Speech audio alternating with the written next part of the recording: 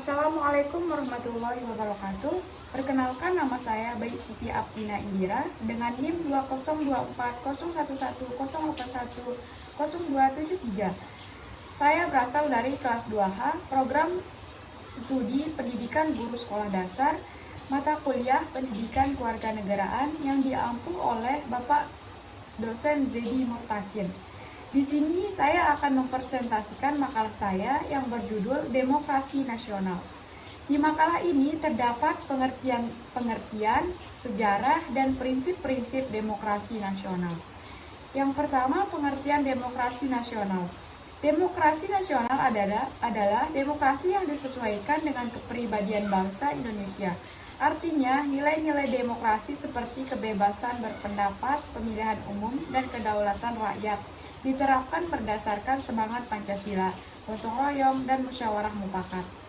Demokrasi tidak hanya dilihat dari segi politik, tetapi juga dalam kehidupan sosial masyarakat. Demokrasi nasional menjunjung tinggi kesetaraan, kebebasan individu, dan hak-hak warga negara, sekaligus menekankan tanggung jawab sosial dan hukum. Yang kedua yaitu sejarah perkembangan demokrasi di Indonesia. Perjalanan demokrasi di Indonesia mengalami pasang surut sejak kemerdekaan. Perkembangannya dibagi menjadi beberapa periode. Yang pertama, demokrasi parlementer pada tahun 1945 sampai dengan 1959. Sistem ini mengutamakan kekuasaan parlemen di mana presiden hanya sebagai kepala negara, sedangkan kepala pemerintahan dipegang oleh Perdana Menteri. Demokrasi ini berlangsung dalam suasana multipartai dan sering terjadi pergantian kabinet, sehingga tidak stabil.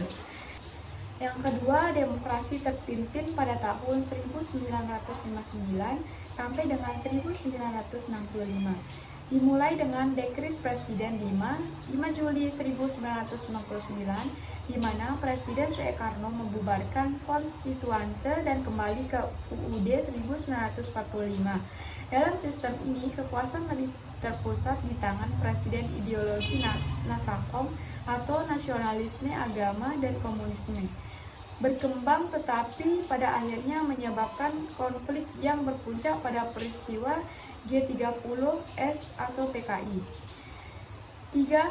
Demokrasi Pancasila era Orde Baru pada tahun 1965 atau sampai 1998 di bawah Presiden Soeharto. Demokrasi ditegaskan secara formal dengan dasar Pancasila. Namun dalam praktiknya terjadi banyak penyimpangan seperti pembatasan kebebasan pers, pemilu yang tidak adil, dan maraknya korupsi, kolusi, dan nepotisme KKN. Pemerintahan menjadi sangat otoriter hingga akhirnya runtuh pada tahun 1998. Yang keempat, demokrasi era reformasi pada tahun 1998 sampai sekarang. Era ini dimulai dengan mundurnya Soeharto dan digantikan oleh B.J. Habibie. Kebebasan pers kembali ditegakkan, pemilu dilaksanakan secara langsung dan terbuka, serta peran masyarakat semakin besar dalam proses demokrasi. Sistem multipartai kembali diterapkan dan hak asasi manusia lebih dihargai. Selanjutnya yaitu yang ketiga, prinsip-prinsip demokrasi nasional.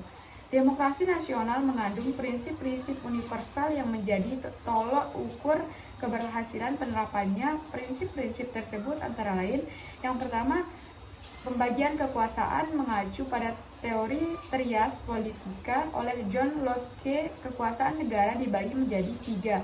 Yang pertama, eksekutif, legislatif, dan yudikatif. Tujuannya agar tidak ada pemutusan kekuasaan dan tercipta keseimbangan. Yang kedua, pemilihan umum yang bebas. Dalam negara demokrasi, rakyatnya memilih wakilnya melalui pemilu yang bebas dan adil. Tidak boleh ada pemaksaan dalam memilih. Pemilu juga digunakan untuk memilih presiden dan wakil presiden. Yang ketiga, manajemen yang terbuka. Pemerintah harus transparan dan bertanggung jawab kepada rakyat dalam pengambilan keputusan, pembangunan, dan pelayanan publik. Yang keempat, kebebasan individu. Setiap warga negara berhak menyampaikan pendapat, berkumpul, berusaha, dan berekspresi, namun kebebasan itu harus dilakukan secara bertanggung jawab dan tidak melanggar hak orang lain. Yang kelima, peradilan yang bebas, kekuasaan kehakiman harus independen. Tidak boleh ada intervensi dari lembaga lain. Semua warga negara setara di hadapan hukum. Yang keenam, pengakuan hak minoritas. Demokrasi menjamin bahwa kelompok minoritas memiliki hak yang sama dengan mayoritas. Tidak boleh ada diskriminasi berdasarkan suku, agama, ras, atau golongan. Yang ketujuh, pemerintah berdasarkan hukum. Negara dan seluruh lembaganya tunduk pada hukum, tidak ada kekuasaan absolut. Semua tindakan pemerintah harus berdasarkan aturan hukum yang berlaku. Yang kedelapan, supremasi hukum. Hukum adalah panglima tertinggi, tidak boleh ada penyalahgunaan kekuasaan atas nama hukum. Yang kesembilan, pers yang bebas. Kebebasan pers adalah ciri penting demokrasi. Pers harus bebas mengkritik dan mengawasi jalannya pemerintahan tanpa takut ditekan atau dibungkam. Yang ke-10, kebebasan membentuk partai politik. Setiap warga negara bebas membentuk partai politik sesuai dengan ideologi dan aspirasinya selama tidak bertentangan dengan undang-undang. Sistem multipartai menjamin adanya pilihan politik yang beragam. Prinsip-prinsip ini merupakan pilar penting dalam menjaga keberlangsungan demokrasi nasional agar tetap sehat, terbuka, dan berpihak kepada rakyat. Nah, itulah tadi materi dari makalah saya. Terima kasih banyak. Wassalamualaikum warahmatullahi wabarakatuh.